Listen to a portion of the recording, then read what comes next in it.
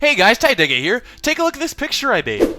It's amazing, right? The lines look smooth and crisp, the colors are rich, and the detail is vivid and lifelike. It's perfect, right? Mary Sue, come on! That transportation spell of yours is beyond a joke. Well, yes, you've overshot it. I said I wanted to go to the H.R. Geiger Museum and... never mind, Mary Sue. Looks like someone needs some constructive criticism here. Hey, Tyandaga, how you doing? Nice antlers. You want some help with that?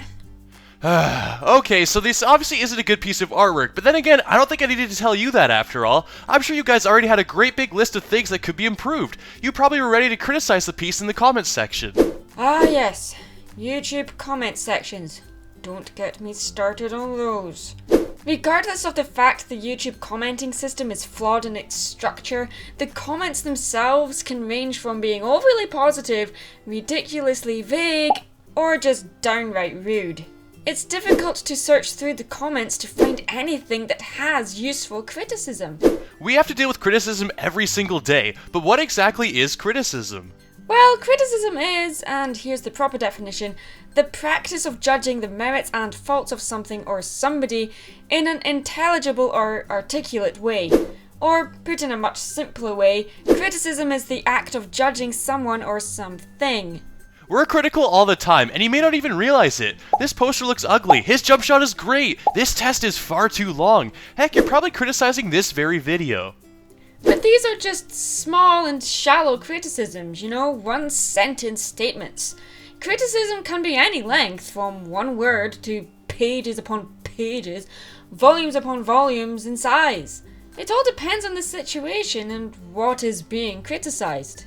Now, while we're very good at giving out our own criticism, let's face it, we don't like taking criticism. Whether it's coming from your boss, your arch-nemesis, or even your best friend, we don't like being told that we're wrong or that what we did could be better. It's only natural.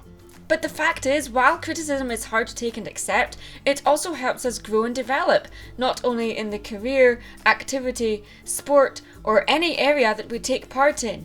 Criticism is crucial to long-standing improvement, and without it, it would be challenging at best to advance yourself and learn from your mistakes. Let's have another look at that drawing I showed you earlier, and please save your applause. Okay, so let's pretend that once I finished making the piece, I didn't receive any criticism whatsoever. None at all. So is this a bad thing? Well, I certainly felt that it was a good piece of art, and perhaps it was for my level of skill, but we all know that there's plenty of things that could be improved. If I'm never given any criticism, there's a good chance that I'm going to continue to make similar drawings going forward, never improving from the last because I'm never told that they could be improved and that I can improve. Let's face it, without criticism, it's much harder to see the faults in our work and build upon and improve from them.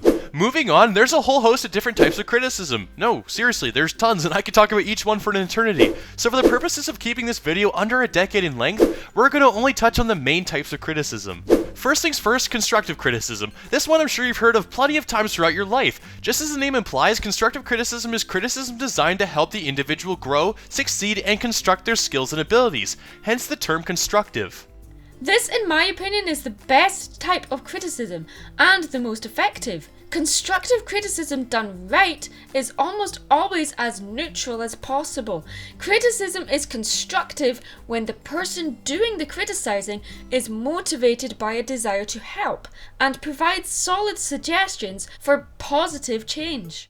But if you've ever had a job, been through school, or breathed oxygen, then you'll know that criticism certainly doesn't always sound like what was just described. Criticism oftentimes can contain personal judgments, even if the person criticizing realizes it or not, which is one of the reasons why many of us don't like criticism.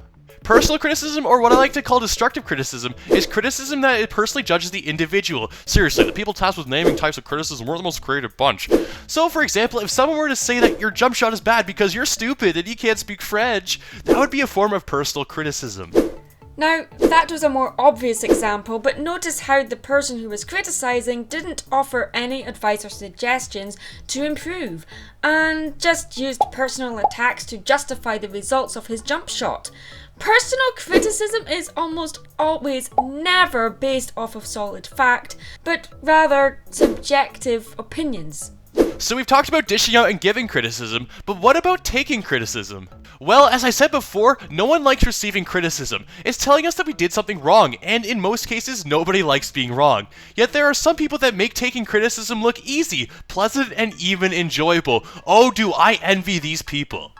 Taking criticism well is quite literally an art form. It does, however, mean you have to detach yourself from whatever it is you have made, removing the sentiment you have for it and judge it as something that needs to be improved on, regardless of whether you consider it a finished product or not. It takes the patience of a saint, thick skin meters in diameter, and the self-awareness of two mirrors facing each other. To sum it up, it's pretty tough.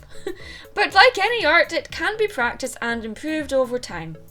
The first thing to determine whether taking criticism is to ask yourself, is the person that is making the criticism important to me? We tend to listen to and appreciate the opinions and criticisms of people we respect.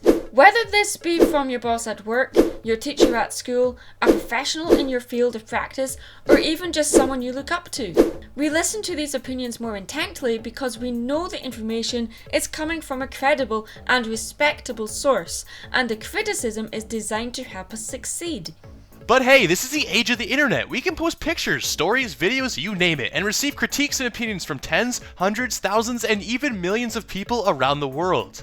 So that's great, right? Well, while people over the internet through personal experience are generally going to be a bit more honest and willing to say what they're thinking, there are those that are more than willing to give criticism that leads to nothing constructive for you to build off of. Enter the internet troll. This delightful bunch comes in a variety of shapes and sizes, but one common trait is shared among them. They're more than happy to give personal or deconstructive criticism.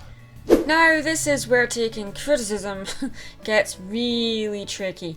We all know a troll when we see one, and it's important that with these critiques, to not respond back if you feel you're just going to spark an argument.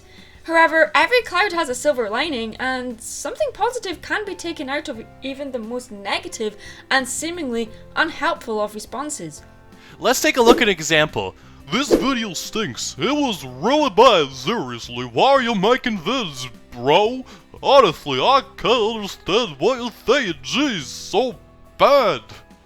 Now, my first reaction would be to fight the urge to respond back with an equally negative comment. While it is tempting to fight back, so to speak, it isn't going to solve anything. However, it is important that you carefully read what they have to say and dissect the meaningful information. So for the most part, the first chunk of the comment doesn't really tell you much. While it is saying that they aren't happy with the content, you aren't going to be able to please everyone. However, the second half of the comment has some proper criticism, hidden among the sea of capital letters.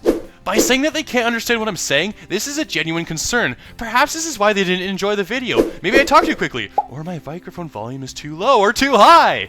Perhaps the point and ideas I present in the video don't quite follow. It's important to listen to every bit of criticism you receive, but also remember to take it with a grain or two of salt. But what about our own experiences with criticism? Well, since joining the analysis community, I've received an overwhelming amount of positive feedback. On top of that, I've also been given plenty of constructive criticism from you guys as well, through the YouTube comments, especially on my first couple of videos. The criticism has been mostly composed of what I did well, along with plenty of suggestions for improvement, which I've taken to heart and used to improve the content I put out. You guys have been super kind and polite about giving me criticism, and I honestly can't thank you all more for that. And don't get me wrong, there have been the occasional hateful and negative comments, but I've always tried my best to simply take the information from them and move on, and never dwell on them. In my experience, I've been fairly lucky with the feedback I have received so far. I've been doing this a little longer than you have, Tyandaga, and as such, I have to admit, I am unable to read all the comments I get on YouTube. The majority of them are not feedback on the quality of the video itself anyway. Usually it's the first few comments that are the most helpful. For instance, I have had a lot of feedback in how my audio needed to be improved, and I have made the changes that were suggested. For instance, a comment like this, and I quote, "The video was interesting and you had a lot of good points, however you need to work on the audio. The levels go up and down which makes it difficult to listen to, especially for earphone users." This is much more constructive and helpful and allows me to work and improve on the audio quality. However, a comment like this, "Wow, the audio sucks, my ears died." This is feedback on that the audio needs improving, but it is in no way helpful or constructive as it gives no detail as to what the problem actually was. Think about this when giving feedback. What did you like about it? What didn't you like? How can it be improved? There are ways to give feedback without resorting to insults, and it's always better to elaborate instead of being vague. Content creators are always looking for ways to improve and value any feedback given, whether it be positive or negative. But anyways, now let's hear from you. What experiences have you had with criticism? Let us know about it in the comment section below. So with that, I think that's about all for this video. So anyways, thank you so much for watching. If you enjoyed, then be sure to leave a like, and as well, don't forget to subscribe. It helps support me for free, and it only takes a click. Also, don't forget to check out Mad Munchkin's channel for more excellent content. Link will be in the description. Oh hey, thanks for having me, Tyandaga. Stay creative. Anyways, I think that's all for now. So once again, I hope you enjoyed. This is Tyandaga signing out.